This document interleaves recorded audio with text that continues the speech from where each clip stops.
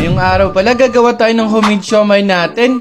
Nag-crave kasi yung ate ko ng siomay kaya napagawa kami ng wala sa oras. Bali dito pala sa part na to, ibe-blender na namin. Gawa ng tamad na tamad kami magpino ng mga ganyang ingredients. Tantawa nga ako sa sarili ko kasi hindi ko alam kung paano paganahin yung blender na to. Wala kasing ganito sa bundok eh. Bali dito pala sa part na to, pinaghalo na natin yung blender natin tsaka yung ground beef na kailangan natin para sa siomay. Mekos muna with the spoon. Maya lang tinimplahan na natin ng mga ingredients na pamilyar naman na tayo kaya hindi ko nasasabihin. Di rin naman tayo sponsored eh.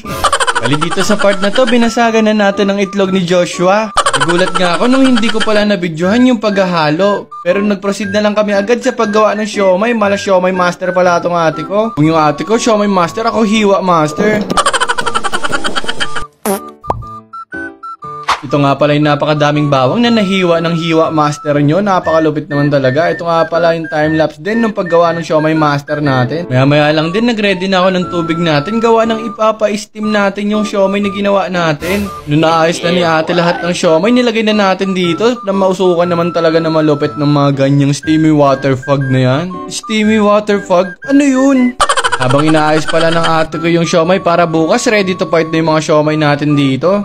Yan, sunod kong ginawa, prinito ko na yung fried garlic natin dito. Ininit ko na yung mantika, tapos nilagay yung garlic natin. Bali, konting halo lang pala, mag-mega evolve na siya into brown fried garlic. Bali, pagkatapos nun, set aside muna natin itong fried garlic natin. Gawa na magte-taste test tayo na malupitan. Siyempre, isang siomay lang muna, baka maubos natin agad. Bali, ito na, taste test. Ayan, kitang-kita naman sa mukha na mabenta to sa sambayan ng Pilipinas. Kahit tatay, benta mo to nung may mga gera pa, talagang mabenta pa rin to eh. Nung approve na yung siomay natin sa taste test, nag-ready na tayo ng mga kanya-kanya nating serving ng siomay. Kung makikita nyo naman yung haplos ng toyo sa siomay, ay talaga naman magugutom ka naman talaga. Kaya hindi nagpahuli yung siomay rice natin, gawa naman ng ito talaga yung nagpapasaya ng buhay natin, lalo na pagka sa school. So ano pa bang hinihintay natin? Tara, chibugan na! Sa totoo lang guys, gutom na ako yan, pero dahil iniisip ko kayo, pinapakita ko muna sa inyo. Kaya kung umabot ka sa video na to, baka gusto mo naman mag-follow. Napakalaking tulong na yun. So yun lang!